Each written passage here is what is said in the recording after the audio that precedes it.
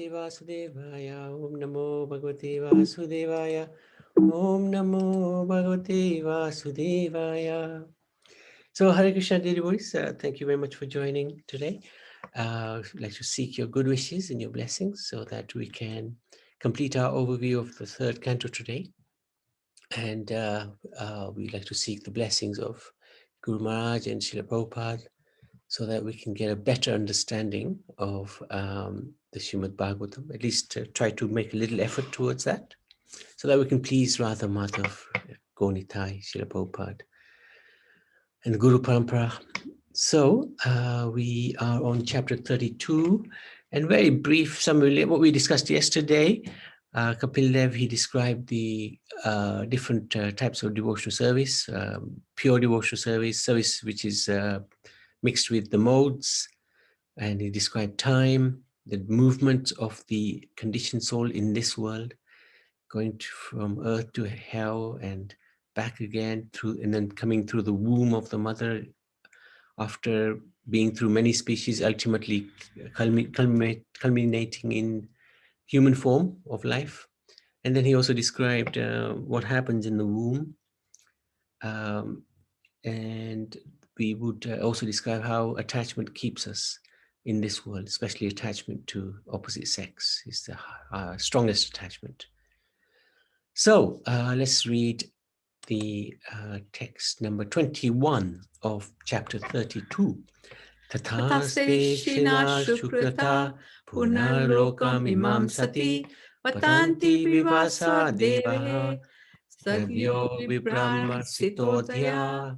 Translation: when the results of their materialistic people pious activities are exhausted, they fall down by higher arrangement and again come back to this planet. Just as a person raised to a high position, sometimes all of a sudden falls. Yeah, so this is describing those pious living entities who've Pious gone, people. yeah, who have gone to heaven, and then their karma is finished, good karma, and then what happens? They come back to earth. So chapter 32 is entitled Entanglement in Fruitive Activities. And he's Kapil Dev is explaining two types of karma, sakarma and nishkama karma. Sakama karma is where one performs religious rituals to devatas, forefathers, for sense enjoyment. So these persons are pious, but they're using their piety to serve the devatas and the forefathers. So they will get access eventually, perhaps, to the heavenly planets. And there they may well enjoy, if they're on the moon, they may get some soma juice. But after, as that verse just said, after their pious credits are all used, these persons come back to earth. So, and then Kapil Deva explains nishkama karma. Those unattached workers, on the other hand, who perform dutiful and unmotivated swadharma with detachment, right? So they're doing their normal duties according to what body they have, but they're actually doing unmotivated devotional service to the Lord. They're peaceful, they're pure, they don't have any sense of proprietorship, and they can easily enter into the kingdom of God through the path of illumination. So this is somebody who performs their duties in their current body, but at the same time they're performing their sanatan dharma. So swadharma, when we looked at the third chapter of the Bhagavad Gita, Krishna is describing to Arjun about his swadharma as a warrior, but he's also describing his sanatan dharma as spirit soul. So these both go hand in hand while we're living in this world. But the emphasis is on Sanatana Dharma. Otherwise, there's no chance of leaving this world. So what happens to the demigod worshippers? Kapil Dev discusses the destination of various worshippers. Right? Hiranya Garbha, that's generally the Vishwaroop or Garbhadakshay Vishnu. Those who worship Hiranya Garbha, they go to Satyalok at the end of this life in this world, on earth. They go to Satyalok and they will go to the Lord with Lord Brahma. So at the end of Brahma's life, they will go to the Lord. But there's a condition. So we'll see that in a minute. On the other hand, there's the detached souls, yogis, the yogis who are perfected actually. And they also will go to Brahma's planet. These yogis are not necessarily worshipping Lord Vishnu, but they have perfected their practice of yoga, the Astanga yoga. They also will reach Brahma's planet and they'll get liberated with Brahma. But there's a condition. These yogis only get liberated if they have Vishnu Bhakti. If they are worshippers of Brahma or any of the other devatas, what will happen to them is they will merge into the body of Mahavishnu. So that's Karanadakshay Vishnu, the first Vishnu. At the end of creation, so at the end of Brahma's life, they will enter into Mahavishnu. And when Mahavishnu breathes again and the new Brahma comes, they will re-enter the material world when this next creation begins. So Vishnu or Krishna Bhakti is essential. And Kapil Dev even explains that even great sages like the four Kumaras, even devatas like Brahma, will come back to the material world if there is an absence of bhakti. So he's emphasizing this point about devotional service. Very, very important.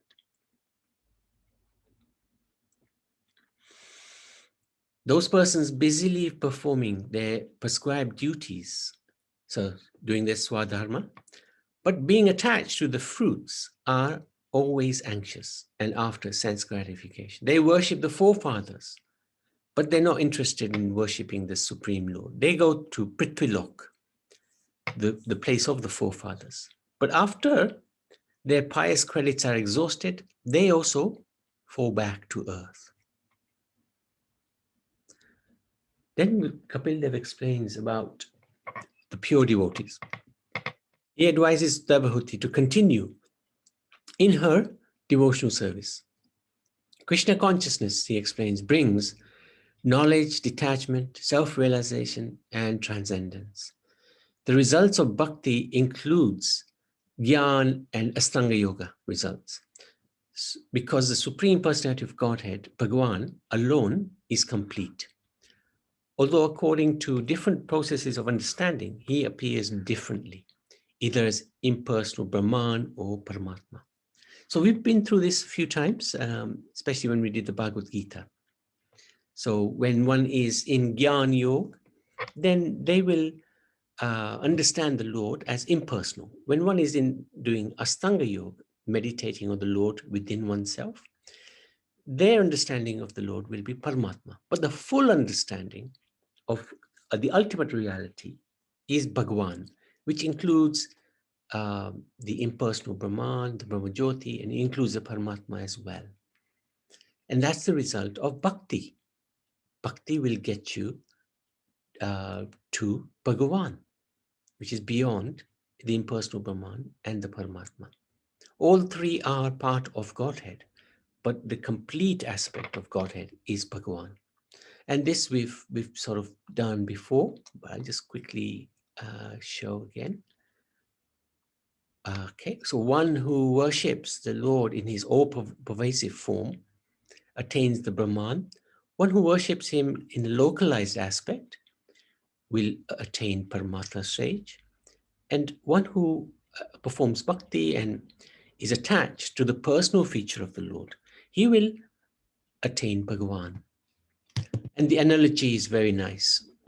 The sun, we got the sun is the analogy, the sunshine, the surface of the sun planet, and the sun planet deity.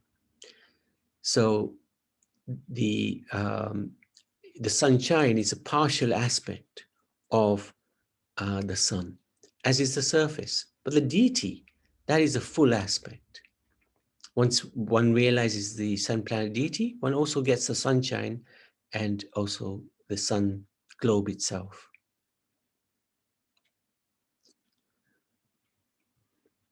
Any questions on this point? Very important point to understand.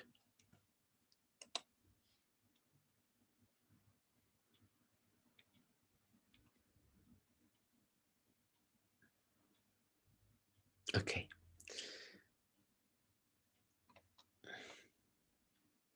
So, full knowledge, the next aspect, full knowledge of the material world and self-realization are only gained by one engaged in devotional service with faith, steadiness, and detachment. So, if we engage in bhakti with the faith, steadiness, detachment, then we'll understand the world we're living in, and we'll understand ourselves, and we'll also have a good understanding of the spiritual world. So devotional service is the highest. The qualifications of the hearer. This knowledge is not for the envious or the dirty or the hypocritical or the proud or the attached non-devotees. It is for faithful devotees who respect the spiritual master, are not envious, they are friendly, detached, and who serve the Supreme Lord and meditate on him with affection. Such people go back to Godhead. So Kapil Dev is listing out the qualifications of those who perform bhakti.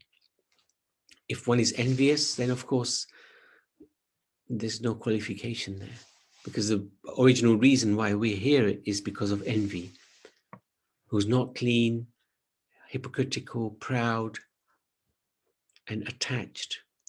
So to the degree that we still have this, then to that degree, the bhakti will not be accessible by us. But if we are sincerely trying to make an effort, then the Lord will be very merciful. And through the spiritual master, give us the gyan to understand him. So that's the end of chapter 32. I'll move on to chapter 33. This is the final chapter of the third canto. And this is an extraordinary verse.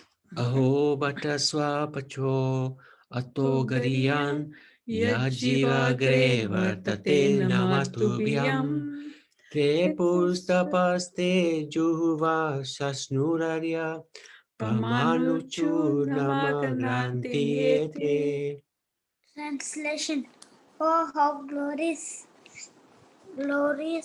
are they whose tongues are chanting your holy name, even if born in the families of dog eaters. Such persons are worshipful. Persons who chant the holy name of your Lordship must have executed all kinds of austerities and fire sacrifices and achieved all the good manners of the Aryans to be chanting the holy name of your Lordship. They must have bathed at holy places of pilgrimage, studied the Vedas, and fulfilled everything required. Well done.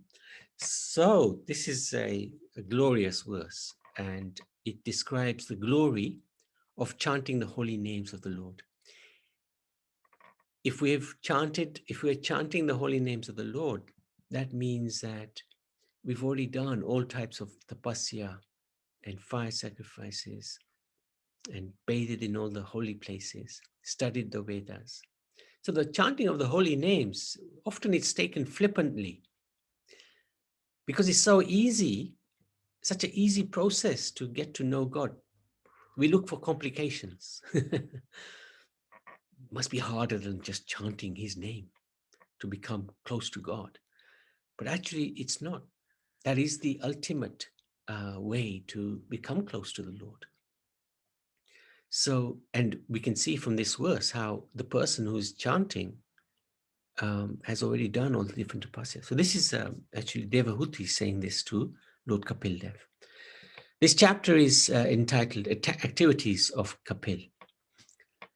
Devahuti describes her realization of Kapil Dev as an incarnation of the Supreme Lord, expressing amazement at how, although his body is the source of unlimited universes, still he put his body within the abdomen of an ordinary woman like herself. This is one of the inconceivable aspects of the Lord.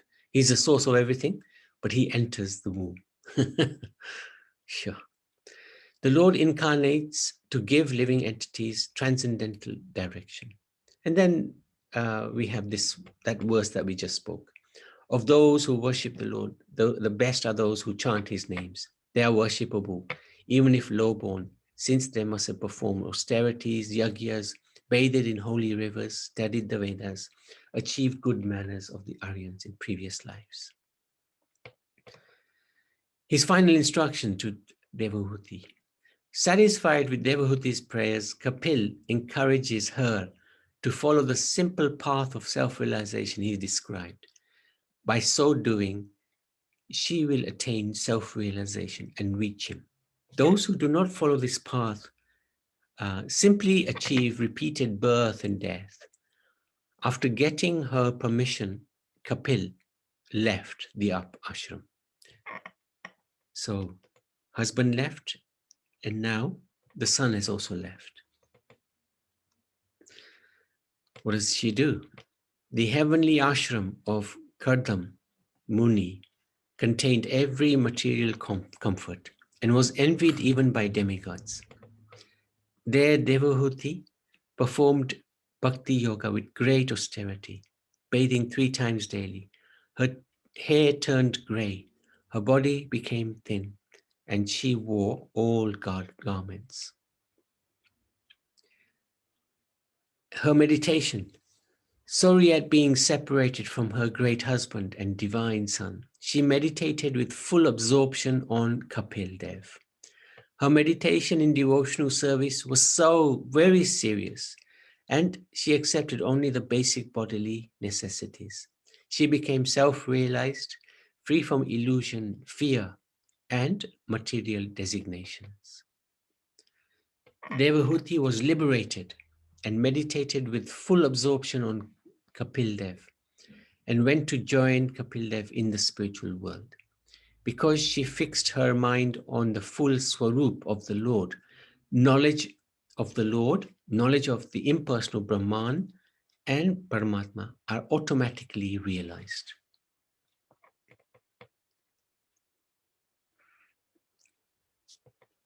Activities of Lord Kapil. Meanwhile, Kapil Dev traveled northeast and was worshipped by the celestial denizens, munis and demigoddesses. Even now, he resides at a place still known as Ganga Sagar, where the river Ganga meets the sea. So that's the Bay of Bengal side. There he stays for the deliverance of all conditioned souls. So he's still in this world. He's praying for our well wishes. The description of dealings of Kapil Dev and his mother is very confidential. And anyone who hears or reads this narration becomes a devotee of the Supreme Personality of Godhead, who is carried by Garud. And he thereafter enters into the abode of the Supreme Lord to engage in the transcendental loving service of the Lord. So that's the end of chapter 33. Chapter 33 ki jai, third canto ki jai, Srimad Bhagavad Puran ki jai. Are there any questions or any comments before we move on to the advice and the instructions? Hare Krishna, everyone. Hare Hare- Krishna, Prabhuji. So, sorry, I I will ask you to go back to chapter 32. Oh, Please. yes. Sure. Yeah. And I would like a little explanation on text 9. Okay. And then comparing to text 12. Oh. Right. So it's saying after experiencing the inhabitable time of the free modes of material nature, known as two prahartas, Lord Brahma closes the material universe, which is covered by layers of earth, water, air, fire, ether, mind, ego, etc., and goes back to Godhead, right? So now we go back to 12. Verse 12. Yes, that's right. Because Kapil Muni is saying, if Brahma is not a devotee, he stays here as well. Yes, but no, the thing is that Brahma comes back. Yeah. So what happens if he comes back again? What happens to other living entities who are waiting, like Aswatthama is waiting to be Brahma, isn't it? No, Ashwatthama is Indra. Indra. Oh, okay, okay. So there is nobody who can take the place of Brahma? No. Actually, Brahma, it depends on his level of consciousness.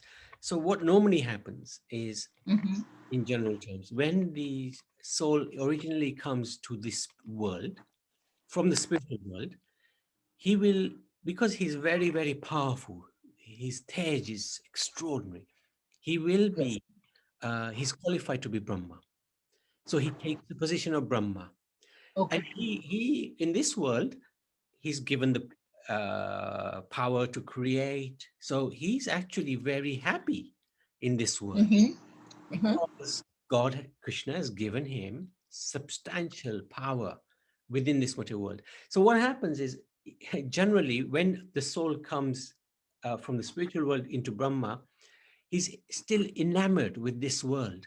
So he will slowly, gradually fall into lower species, lesser Brahma, initially lesser Brahmas, lesser powers, and then he'll become a powerful demigod in heaven, and then he'll keep falling until he becomes a human being, and then he'll go to hell. Because of the pride, it will just... That is Brahma, right? Yeah. Or the living... Okay. Yeah. Okay, so he experienced hell too. Yeah, potentially he can. But then what happens? That same living entity, he will go to hell, he'll come back to earth. Now he's realizing, whoa, this world is not such a nice place. Because originally Brahma was thinking, hey, this is not a bad place because I can control everything. But our Brahma, for example, he's a pure devotee. He's a devotee. So he's actually come from the lower stages of life. And now he's reached a position of Brahma. He knows this world is not a nice place. We need to get out of this world. So anybody who goes to his planet now will, at the end of Brahma's life, go back to the spiritual world, as long as they have this Krishna, Vishnu, Bhakti within them. Okay. So Prabhuji, is there like, I think I read it somewhere, there is one Brahma who is the, what is called? One Brahma that it doesn't come to this material world, and one is in the material world, is it? Or is it only one? Because there are lots of Brahmas, right? Lots of Brahmas. For each universe. For every universe has a Brahma. That's right. There is no... we can potentially also attain that position of Brahma if we, for example, are brahmacharis for 100 lifetimes. That position of Brahma is available to us. It's a position. Okay, yes. Just like thank in you. the position. Yeah. Okay, thank you so much. Thank you. Okay, thank you. Nani Ben. Yes, I just joined. I was out. Oh, no problem. Any question? Did you read the chapters? Yes, I read the chapters. Yes, I managed to read them.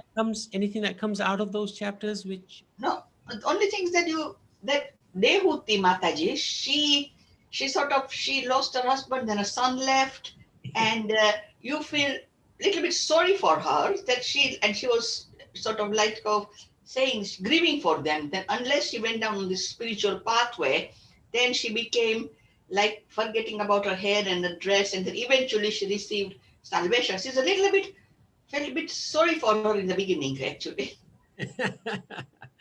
Yeah, because you got a compassionate heart. Well, Yeah. if you remember, But she reached salvation in the end, so she reached moksha. So that's what you all want, isn't it?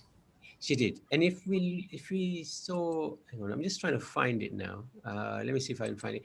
I think yesterday we read how the family members who are surrounding the mother, Yes. like the father, for example, the sons, they are the cause of her bondage. Yes. So they're not her protectors, really. They're not really her protectors. But I thought initially it said that They do. It does. It does. you need a son to like that's what marriage is for, isn't it? To produce children, especially sons who Right, can that's protect. right. But the problem, Yeah. of course, But with that is these protectors are not really your protectors because they're no, much no. materially minded. Yes. So that's where the flaw is Yeah. in that thought process. So what the Lord, I'm just trying to find it, see if I can find it. It's such a wonderful quote. Let me just it's typical, I'm not going to find it. But anyway, Okay. i- or maybe it was the day before. Maybe it was the day before. What was it on? I'll just try to find it on the other computer. So, and we can talk through it in a few minutes. That's fine. We'll carry on. Anything else from your side? No, no. Yeah. That was it. Brilliant. So let's go to anybody else. Any questions? Otherwise, we can look at the advice, the lessons. Yeah, let's look at lessons. Take this one. Sorry, Nabi, Haribol, Hare Krishna. just one quick comment regarding this. You know, when Devahuti says in this purport, I'll just read it because it's quite important. When Devahuti actually leaves, she leaves when she's get liberated. She goes to. It used to be understood that Devahuti entered the planet which is called Kapila Vaikuntha.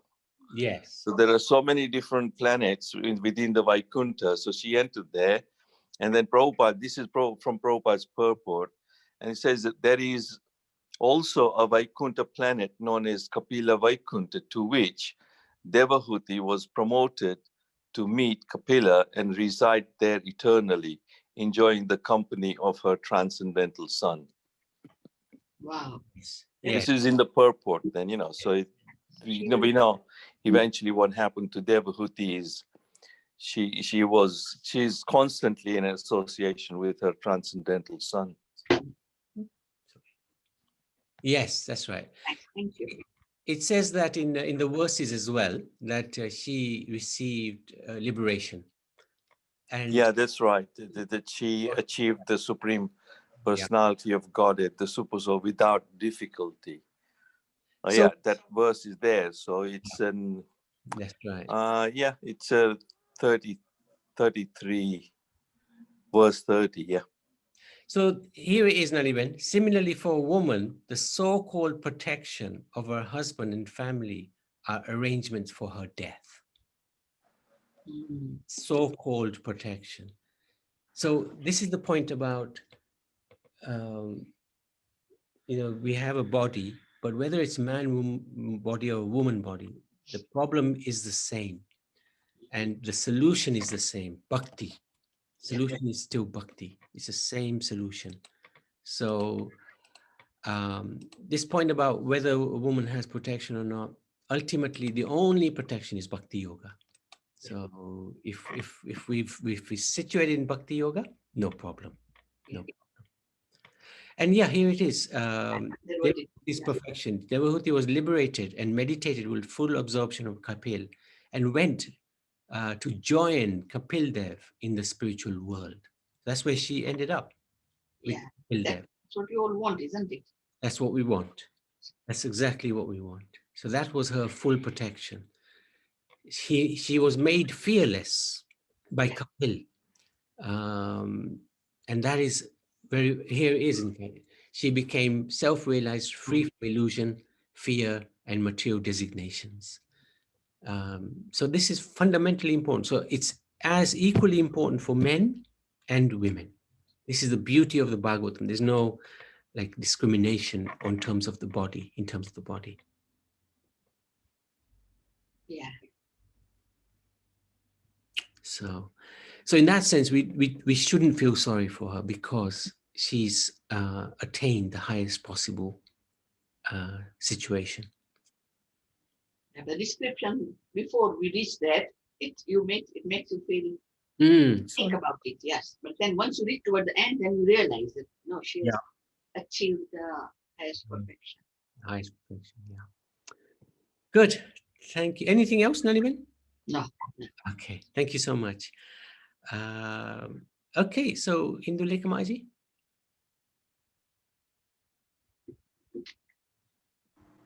Hare Krishna. Hare Krishna. Om Namo Bhagavate Vasudevaya. Om Namo Bhagavate Vasudevaya. Om Namo Bhagavate Vasudevaya. So today we completed the Canto 3 and we have lots of lessons. This one is quite big, right? 33. Yeah. So maybe one session, Indulekha Maji, maybe on Monday. Yes. Maybe you just take the whole session, go through all the different lessons, you know? Sure, Prabhuji, I will be glad to do that. Okay, so lessons, chapter 1, if we make our home a temple, the Lord will definitely visit us. Chapter 2, in this age of Kali, the only tapasya is to chant the holy name of the Lord. And chapter 3, we all need a guru to guide us on the spiritual path. Chapter 4, no matter how learned one may be, one should not try to instruct someone who is well versed in spiritual knowledge and who is older than them unless solicited. Chapter 5, the Lord external energy is Maya, and through her, the entire material world is created. Chapter 6, we should always engage in discussion of the activities and glories of the Lord, which are nicely written by the sages for our benefit. Chapter 7, by serving the spiritual master, one develops transcendental ecstasy in the service of the Lord, who vanquishes one's material distress. Chapter 8, the Supreme Personality of Godhead spoke the Srimad Bhagavatam. Sorry. Okay. The Supreme Personality of Godhead spoke the Srimad Bhagavatam to the great sages for the benefit of those entangled in the material miseries. Chapter 9, if we want to escape the anxiety of the material world, we need to take the shelter of the lotus feet of the Lord. Chapter 10, all living entities are struggling with the forces of material nature, but by transcendental knowledge and realization, and by surrendering unto the Lord, we can control this material energy. Chapter 11, the Lord controls all the physical movement by his time potency, yet he is not visible in the physical world. Chapter 12, we should always try to control our anger because one escalates, anger turns into wrath. Chapter 13, we should live our life in pursuance of the principles of devotional service and worship the Lord. Of the Lord. The Lord by performance of yajna. Thank you. Okay, chapter 14, as a good combination for spiritual advancement is needed in the human society. Thus, boys should be trained as brahmacharis and girls in the virtue of chastity.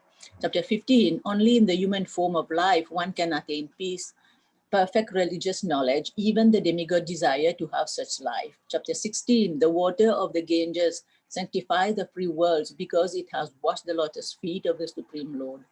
Chapter 17, for peace to prevail in society, we need to follow regulations in life. Otherwise, we will have to undergo the stringent reactions of nature's law. Chapter 18, no one can surpass the potencies of the Lord, and no one should derive the transcendental form of the Lord as material. Chapter 19, we should always abide to rules and regulation in every aspect of life and respect our opponents. Chapter 20, as soon as one forgets one's primary duty, which is to render devotional service unto the Lord, one creates an atmosphere of sense enjoyment. Chapter 21, The Lord knows what his devotee need, and without asking, he makes arrangement to fulfill those needs.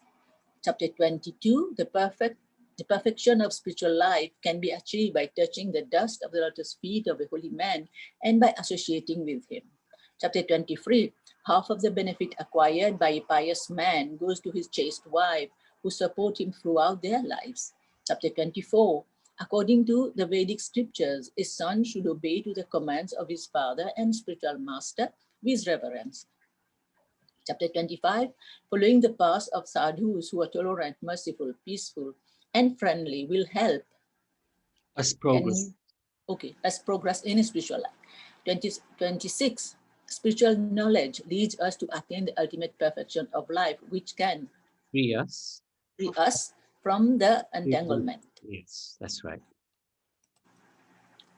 Thank you. Chapter 27, to keep the mind and consciousness under full control, one must seriously perform devotional service with detachment. Chapter 28, the Lord is eternally very beautiful and he is worshipable by all inhabitants of every planet.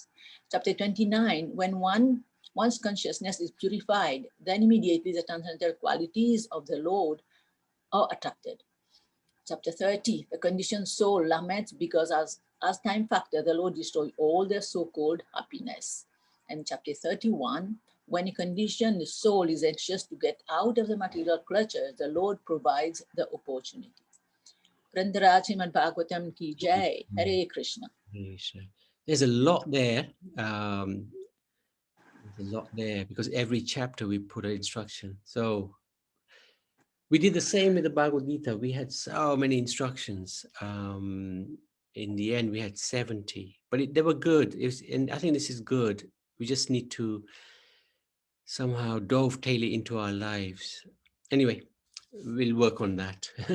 So, Madhusun Babu? Jai Haribol. Haribol, Hare Krishna. Jai Srimad Bhagavatam ki jai. Hey. Jai Om Namo Bhagavate Vasudevaya. I'll go to the notes where I sent that to you, isn't it? You should have it on your screen. Yeah. Okay.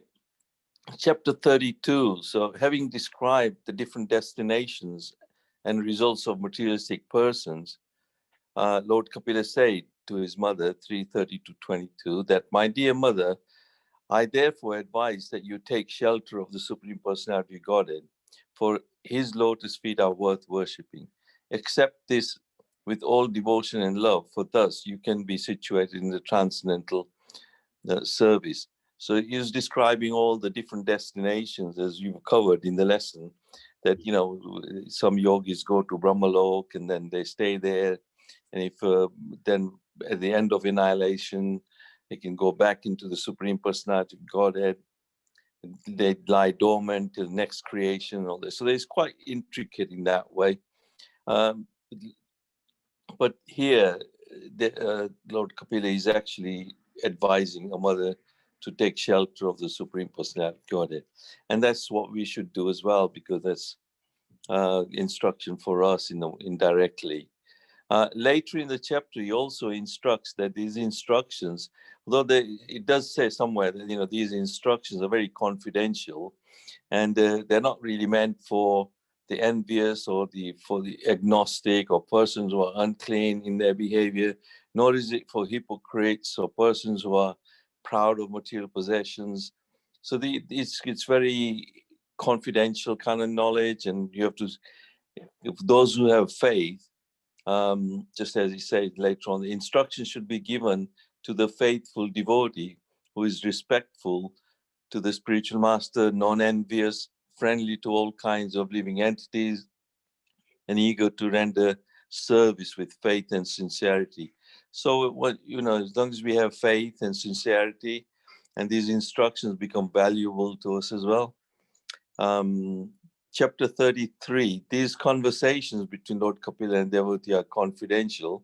And Srila Prabhupada instructs that this Sankhya philosophy, as Lord Kapila has explained, unfortunately, this has been misrepresented by an impostor who is also named Kapila. But that other system of philosophy does not tally with anything described in the Sankhya of Kapila in the Srimad Bhagavatam. So if you do come across that kind of Sankhya philosophy of, we should be aware that, that imposter, but this is genuinely what Lord Kapila is instructing to Devahuti. Mm.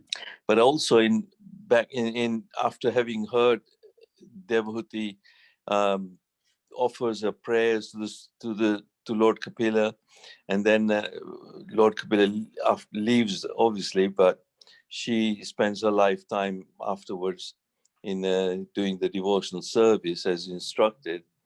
Then she, in her prayers, actually, she's saying that, one of the parts where she says, "Oh, how glorious are they whose tongues are chanting your holy name."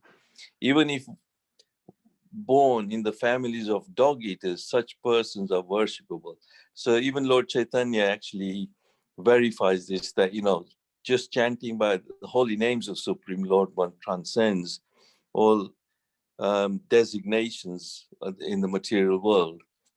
The holy name has to be chanted to please the Supreme Lord and not for any sense gratification or professional purpose. If this pure mentality is there, then even though the person is born of a low family, such as a dog eaters, he is so glorious that not only has he purified himself, but he is quite competent to deliver others as well. So Lord Chaitanya gives, the example of Haridas Thakur, who was from a Mohammedan family. It's all explained in the, purport. This is also from Prabhupada's purport. So Prabhupada is actually saying, and in Bhagavatam also verifies that whoever, from no matter what background, if one chants the holy names, it gets purified and can be delivered and deliver others as well. So, there was a time when Lord Haridas Thakur and others, the Brahmin class of family thinks the others are untouchable and they should not be chanting or they can't be delivered and all that. So that misconception is actually, Srimad Bhagavatam verifies here that just chanting the holy name can purify anyone. Mm. Good. Okay. Thank you. That's really good. Nice point about Kapil and the holy names. Good. So we now, what we're thinking, tomorrow is Narottam Das Thakur's disappearance day. So we will look at the life of this incredible personality, absolutely incredible. So, and then on Friday, I've asked Madhusudan Prabhu to, if there's any subject matters devotees like to discuss from the third canto, you can let us know and Madhusudan Prabhu can take that on. Otherwise, just give a summary of major points which he'd like to do, which is great. Now, on Monday, I think we can ask Indulekha Maji go through these instructions and let's see how we can actually implement some of these in our daily lives. And then we'll do the questions. I was thinking we can do the questions on Tuesday from cantos 1 and 2 again.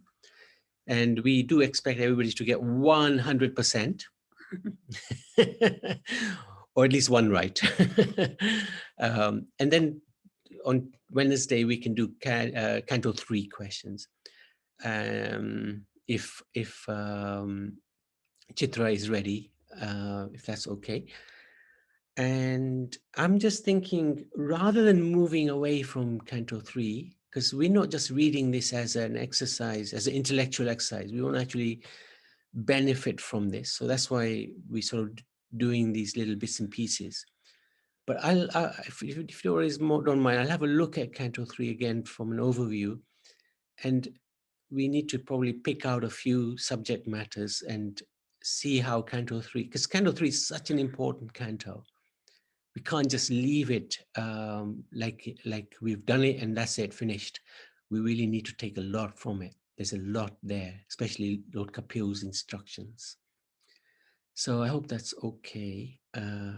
So we'll probably stay on Canto 3 for a little bit longer, just to make sure that we try to capture as much of it as we can with our limited intelligence. Is that okay, Nanibin? What do you think, Nanibin? Yeah, it's okay. Tomorrow I may be a little bit busy again, so let us see how do I Yeah, do it. yeah. What happens? Yeah. No problem. No Not a problem. problem. Yeah. No, that's fine. Yeah. Anything from learning point of the view, that's fine. Yeah. Okay. And I think next week is the Diwali week, isn't it? It is. Yeah. So That's right. we'll stay on this, and then if Yeah. we are, Maybe after Diwali we can move on to Canto 4. yes, yeah, Let's see what comes out of it. yeah, And it's quite a good achievement to have. A lot of devotees get stuck in Canto 3, especially they start looking at Kapil Dev's teachings, and they're quite intense. So we have come through that, which is good. But it's not that we've just come through the canto and we breathe a sigh of relief. Thank God for that. But we actually want to take some real encouraging learnings from these and put it into our lives. And sure. Okay, Prabhuji. good, thank you. Anybody else? Any thoughts on this? If you have, you're welcome to. Oh, Indulekha Maj is already sent. Very good. I had it since last night prepared, but I Oh, not sent. okay. So if it's okay on Friday itself, I can do the whole presentation, or if you Yeah. have another, that's fine. Yeah, Friday, I think do that. Let's spend a bit of time on that. Yes.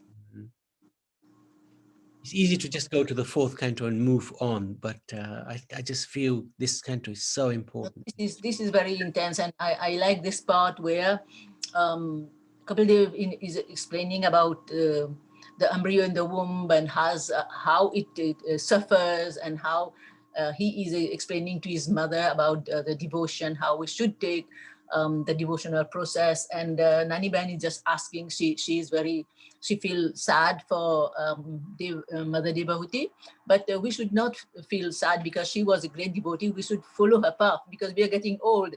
Like Jayanti and myself, I think we are not dyeing our hair anymore.